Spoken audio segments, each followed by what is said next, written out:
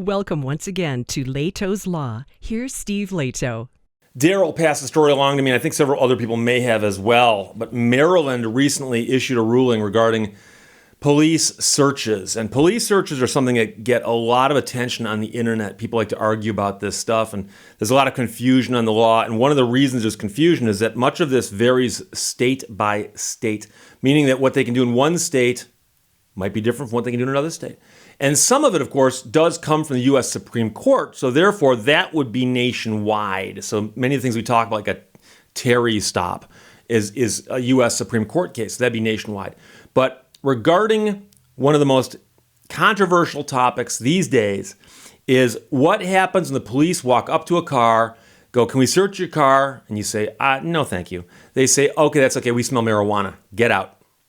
So that "we smell marijuana" has become the get out of jail free card for police these days, because that's what they always say. And later when you're in court, you will have a hard time proving your car didn't smell like marijuana. And you can bring in all the witnesses you want who say, "No, car didn't smell like marijuana." The cop's going to go, "I'm a professional. I'm trained to smell marijuana from a distance. As I walked up, I smelled marijuana." And a judge is going to go, "I believe the cop," because he's a professional witness. So out of Maryland, this is a Maryland story. I read part of the legal opinion, but to summarize it, I'm going to NPR because the summary is good. Vanessa Romo wrote the summary, but the Maryland court has ruled that marijuana odor is not enough to search a person. Now, that's a distinction we have to pay attention to. But one thing I'll tell you about the Maryland court, that's the Court of Appeals in Maryland, is that their ruling began with a quote from a rock and roll guy named Bob Dylan. "The times they are a-changin'." Now, how are they a-changin' when you're quoting something from 50 years ago? But hey, at least it's a step in the right direction, right? Court of Appeals Maryland ruled that the odor of marijuana coupled with possession of what is clearly less than 10 grams does not grant officers probable cause to search and arrest the person. It turns out that in Maryland, reeking of marijuana is not sufficient probable cause for police, again, to arrest and search the person. The car is a different story. But this was a unanimous ruling that came out from the Maryland Court of Appeals, who determined that police officers did violate a man's Fourth Amendment rights by conducting a warrantless search of his person after they'd found him in a car that smelled like pot. And now here's the deal. Apparently no one's arguing in this case whether or not the car smelled like pot, primarily because when the police walked up, the man was smoking it.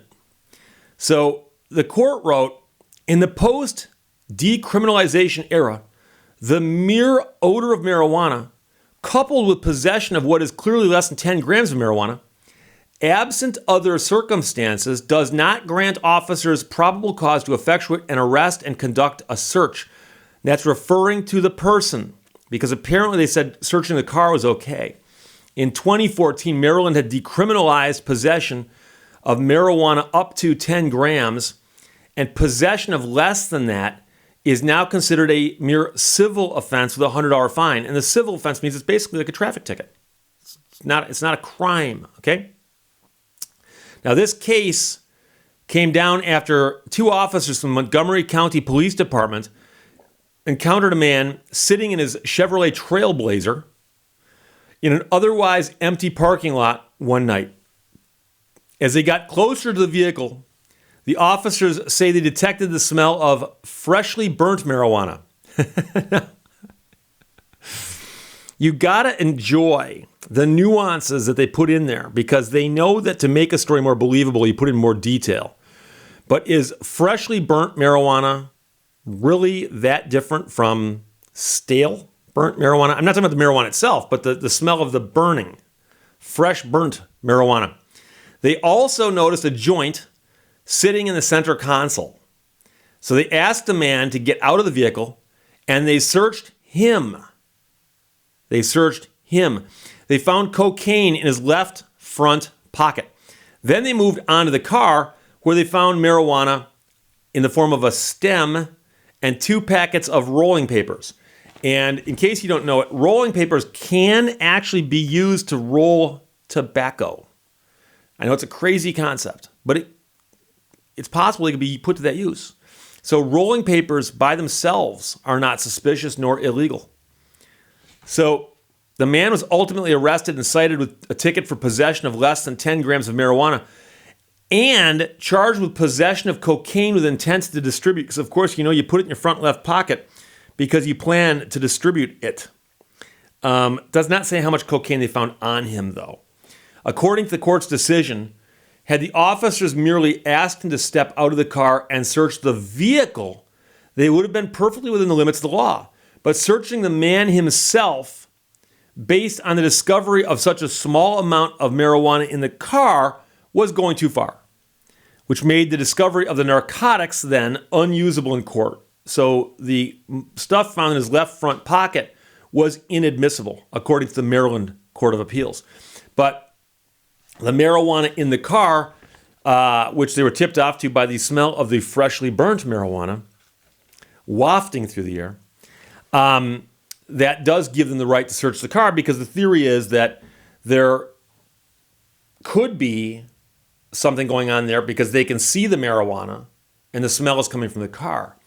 It seems like a very, very fine distinction to be making here. But I think, and I could be wrong, but I took constitutional law in law school, for instance, but that was 30 years ago. And I took other cases, other classes on things like, criminal procedure. And you read a lot about this stuff too. And one of the interesting things is that if you read the cases historically, U.S. Supreme Court cases going all the way back to the 1700s, and you read those cases coming forward, you'll see how a trend starts forming on a particular topic. And sometimes the trends are legal in nature, meaning simply that the courts have started to think about something a little differently. And some of that is spurred on or driven by statutes being changed. And some of it just appears to be that society itself is changing. And I know some people are saying, Steve, that's not the Supreme Court's job. Well, one of the things that the Supreme Court does, though, is they exist in their time, and times do change. So you can imagine that when laws were passed and rulings came down in the early 1800s, they were doing that in a time long before modern communication, modern transportation, even before cities had developed the way they have. And so with those kinds of changes in society, some things are naturally going to change also legally.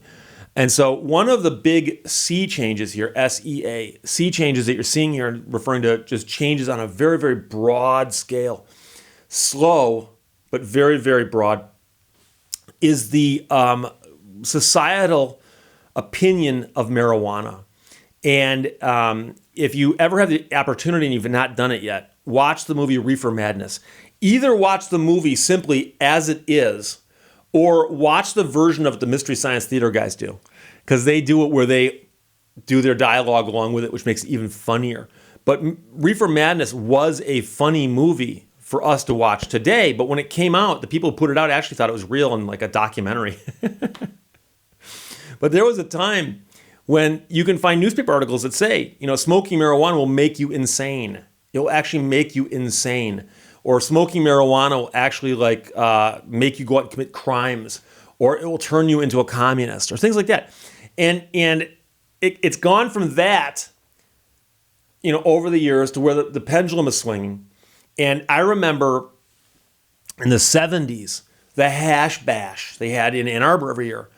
Ann Arbor is the home of the University of Michigan. It's a fairly liberal community.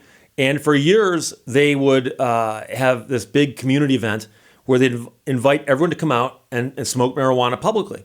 And of course, the city was then always faced with, we know this is going to happen. Do we show up and hand out tickets, which would be kind of like handing out tickets at the Indy 500 for speeding, or do we let it go?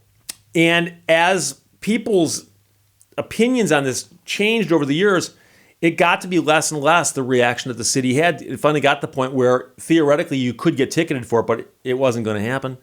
And now, of course, states are outright legalizing marijuana.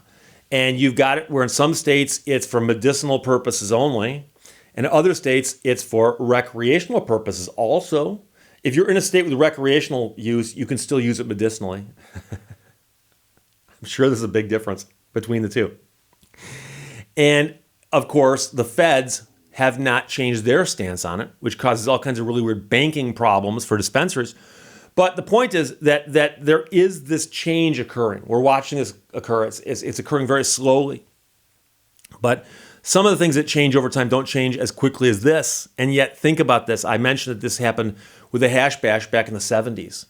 And then I'm old enough to remember some of the 60s.